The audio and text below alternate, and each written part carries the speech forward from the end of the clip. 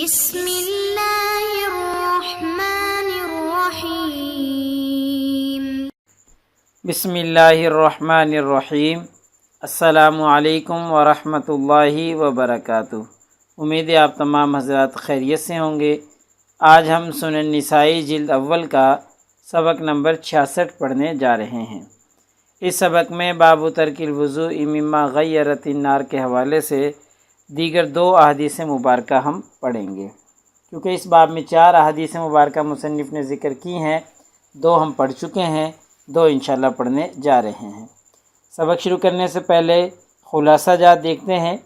پچھلے سبق میں ہم نے اسی باب سے متعلق حدیث مبارکہ پڑھی، جس میں ترجمہ دیکھا، رجال السند، لطائف سند پہ بات کی۔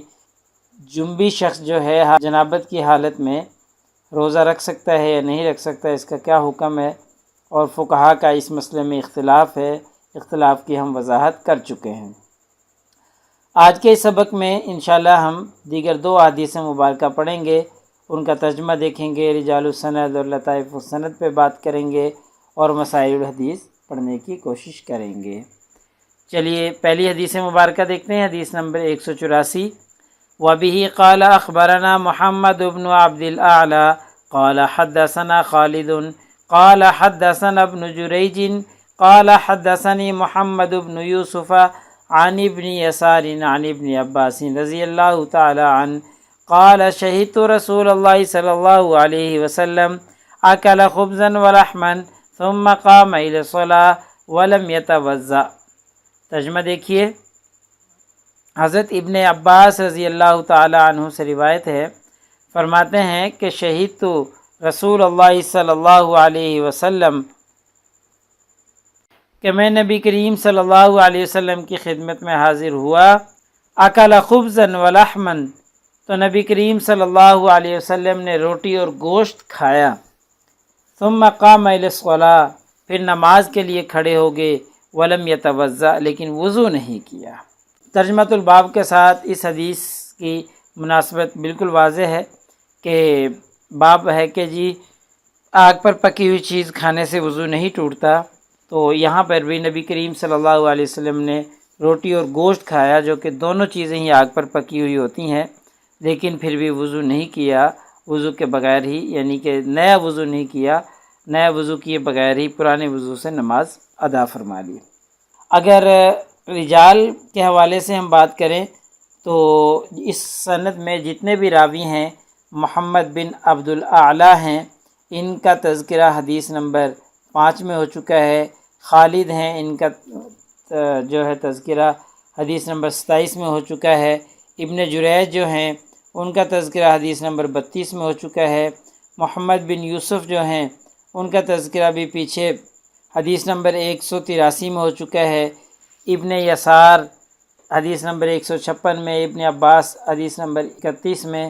ان تمام راویوں کے حالات ہم پیچھے پڑھ چکے ہیں، اس لیے طوالت سے بچتے ہوئے دوبارہ ان کا تذکرہ ہم نہیں کرتے۔ تمام راویوں پر نظر ڈالتے ہوئے اس حدیث کا حکم جو ہے وہ یہ ہے کہ یہ حدیث مبارکہ صحیح ہے۔ اگلی حدیث مبارکہ 185 دیکھتے ہیں۔ وَبِهِ قَالَ أَخْبَرَنَا عَبْدُ بْنُ مَنْصُورٍ قَالَ حَدَّثَنَا عَلِيُّ بْنُ عَيَّاشٍ قَالَ حَدَّثَنَا شُعَيْبٌ عن محمد بن المنكدر قال سمعت جابر بن عبد الله قال كان آخر الأمرين من رسول الله صلى الله عليه وسلم ترك الوضوء مما مست النار۔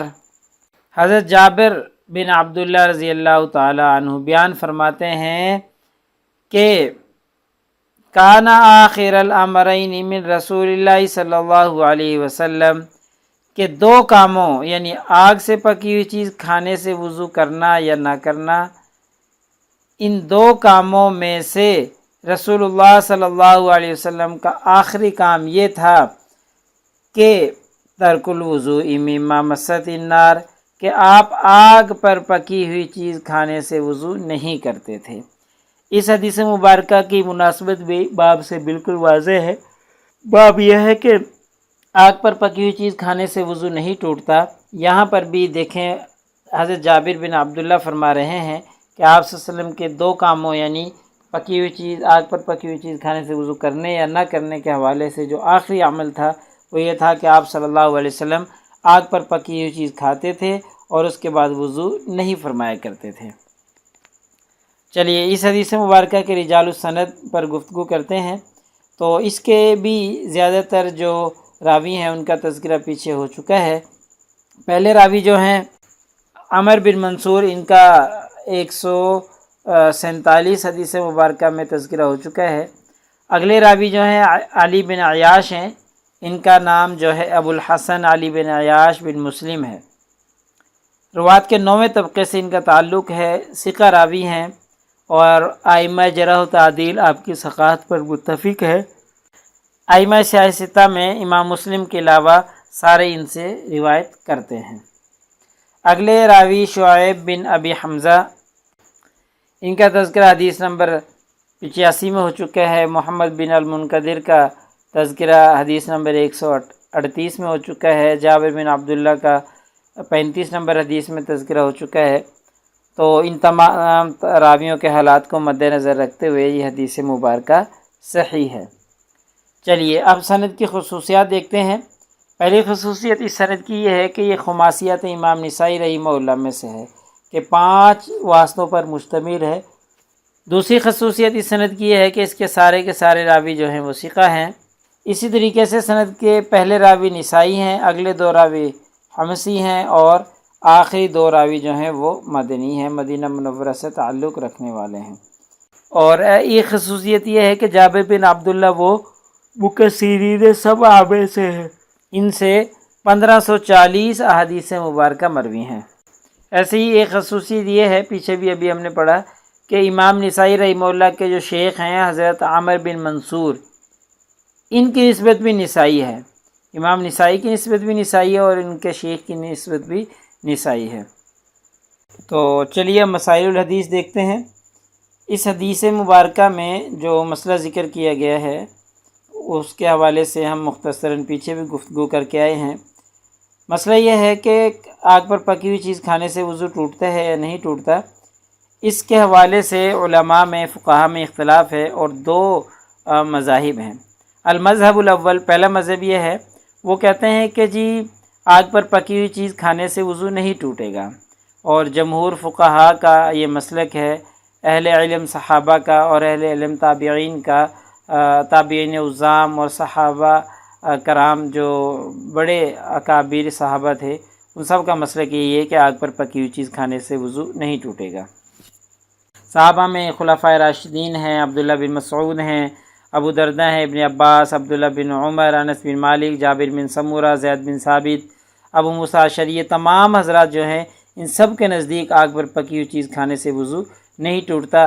حتیٰ کہ آپ یہ بھی دیکھ لیں کہ حضرت ابو ہریرہ رضی اللہ تعالی عنہ ان صحابہ میں سے ہیں جن کے ہاں آگ پر پکی ہوئی چیز کھانے سے وضو نہیں ٹوٹتا، حالانکہ پچھلے باب میں جتنی بھی تقریباً احادیث ہم نے ذکر کی ہیں جن میں یہ ذکر ہے کہ آگ پر پکی ہوئی چیز کھانے سے وضو ٹوٹ جاتا ہے، وہ حضرت ابو ہریرہ رضی اللہ تعالیٰ عنہ سے مروی ہیں، لیکن حضرت ابو ہریرہ رضی اللہ تعالیٰ عنہ کا اپنا عمل اس کے خلاف ہے کہ وہ کہتے ہیں کہ جی وضو نہیں ٹوٹتا۔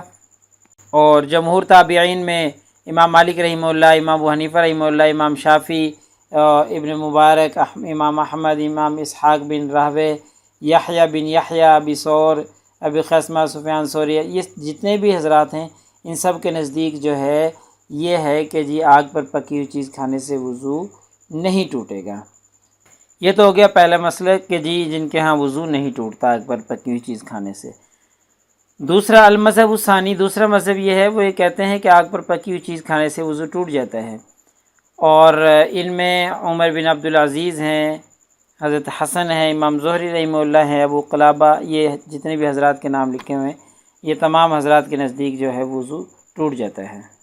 اور دلائل کے حوالے سے ہم پیچھے بات کر چکے ہیں کہ پہلے باب میں، باب نمبر 122 میں جتنی بھی احادیث مبارکہ ذکر کی گئی ہیں وہ تمام دوسرے مذہب کے فقہاء کے دلائل ہوں گے، اور جو موجودہ باب میں احادیث مبارکہ 4 ذکر کی جا رہی ہیں یہ چاروں ان فقہاء کی دلائل ہوں گی جو فقہاء کہتے ہیں کہ آگ پر پکی ہوئی چیز کھانے سے وضو نہیں ٹوٹتا۔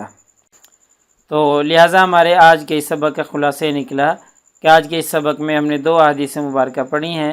باب نمبر 123 باب ترک الوضوء مما غیرت النار کے حوالے سے ان کا ترجمہ دیکھا، رجال السند لطائف السند پہ بات کی، اور مسائل الحدیث دیکھے کہ آیا آگ پر پکی ہوئی چیز کھانے سے وضو ٹوٹ جاتا ہے. یعنی دو گروہ تھے فقہا کے، دونوں کے دلائل اور دونوں کی جو ہے دلائل کے حوالے سے اور دونوں کی وجہ ترجیح وغیرہ کے حوالے سے ہم بات کر چکے ہیں. جزاکم اللہ خیر. السلام علیکم ورحمۃ اللہ وبرکاتہ. اللہ پاک آپ سب لوگوں کا حامی و ناصر ہو. اگلے سبق تک اجازت چاہتا ہوں.